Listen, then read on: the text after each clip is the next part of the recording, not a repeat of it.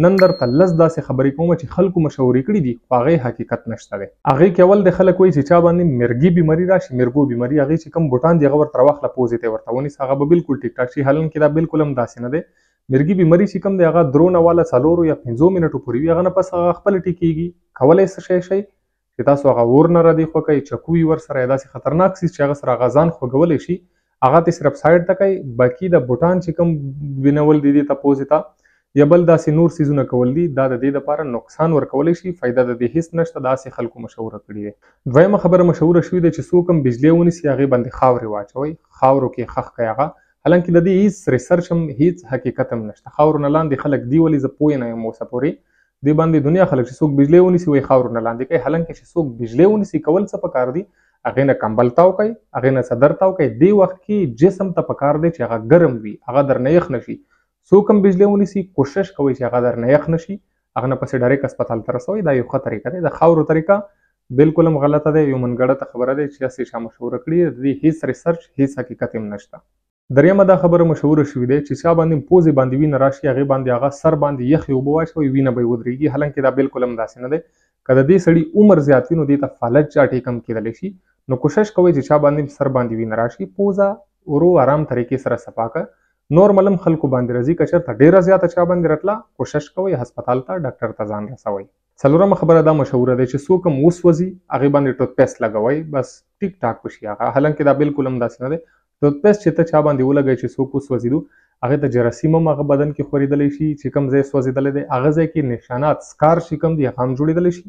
ښه خبره څه شی دی چې څوک هم وسوځېدو لاس باندې وسوځېدو هغه ځای اوبو ته ونیسئ، 10 منټه 15 منټه 20 منټه هغې باندې رنن چې کوم واټر وي اوبه چې کوم وي هغه پې واچوئ، دې سره هغه بالکل هم ټکېدلی شي، د دې بیا نقصانات هم نشته دي. او که څوک زیات سوځېدلی وي کوشش کوئ چې هسپتال ته وخت سره رسوئ. ټوت پیسټ والا چې کومه کیسه دی دا حقیقت نه دی، دا بالکل هم مه استعمالوئ. پنځمه خبره دا مشوره دی، خلک وایي چې کله هم تاسو ماهي وخورئ که نه، کب ورته څوک وایي، څوک ورته ماهي وایي، فیس چې کوم دی هغه چې وخورئ هغې پسې چې تاسو شوده یا پی چې کوم دي دا پسې وڅکئ نو دې نه برګې مرض لګېږي. انګلیش کې دې ته ویټیلیګو وایي. حالانکې د دې هیڅ حقیقت هم نشته. دې باندې اوسه پورې هیڅ ریسرچ غونډې دنیا کې یو قسم داسې نه دی راغلی. دا یو منګړته خبره دی، هسې چا مشوره کړې دی، د دې هیڅ حقیقت هم نشته. حالانکې دا دواړه تاسو په یو ځای باندې څکلی شئ، د دې یو ښه بینیفټس دي او بدن دپاره ډېر ښه کار ورکوي. اوومه خبره دا مشوره شوې دی، خلک وایي چې کچه چې کومه انډه وي که نه هګۍ وي دا خورئ، دا د بدن دپاره ډېره ښه دی. حالانکې داسې بالکل هم نه دی. دا چې هر چا مشوره کړې دا خبره بالکل دروغ دی. ساينس دا وایي، ریسرچ دا وایي چې څوک هم غواړئ چې انډې نه موږ ته انډه چې کومه دی هګۍ چې کوم دی دې نه موږ ته پوره ریسورسز میلاو شي، پوره طاقت میلاو شي، دا اول وخوټ کوئ، هغه نه پس دا تاسو خورئ. دې کې بیا چې د کم ستاسو هضمېدو نظام دی هغه به یې هضموي ټیک. که تاسو کچه وي وی نه خوټ کوئ هسې څکئ دا 50% هضم کېږي، 50% یې نه هضم کوي. نو دې نه بیا تاسو ته دومره خوراک نشي میلوېدلی څومره چې تاسو پخه کوئ وخوټ کوئ هغې نه میلوېدلی شي. اتمه دا خبره مشهوره ده، اکثر چې څوک اکسیډنټ وکړي، راوغورځي، خوږ شو یا بېهوشه شو، خلک څه کوي چې اله شربت ورته جوړ کړه، زړه یې خراب دی، اله بېهوشه شو شربت ورته جوړ کړه، اله لږ خوراک ورکړه، جوس ورته راواخله.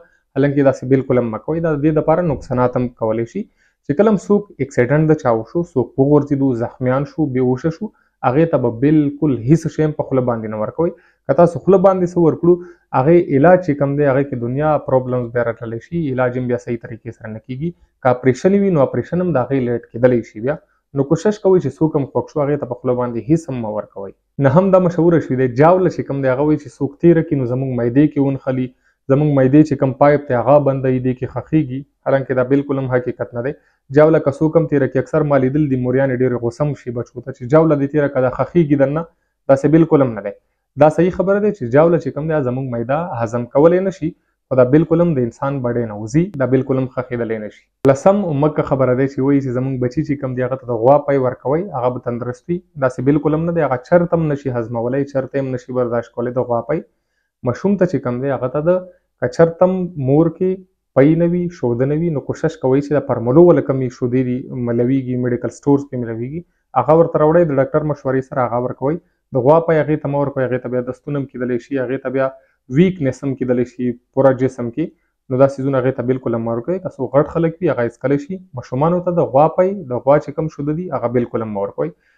امید مې دی چې تاسو دې څیزونو باندې پوه شوئ. که چېرته هم تاسو داسې خبرې اورېدلې وي چې هغې هېڅ کنسپټ هم نه وي، هغه غلطې وي، منګړت وي، مسکنسپشن وي، کوشش وکړئ کمنټس کې کلی شئ، موږ به انشاءالله کوشش کوو چې هغې باندې ویډیو جوړه کړو. مهرباني.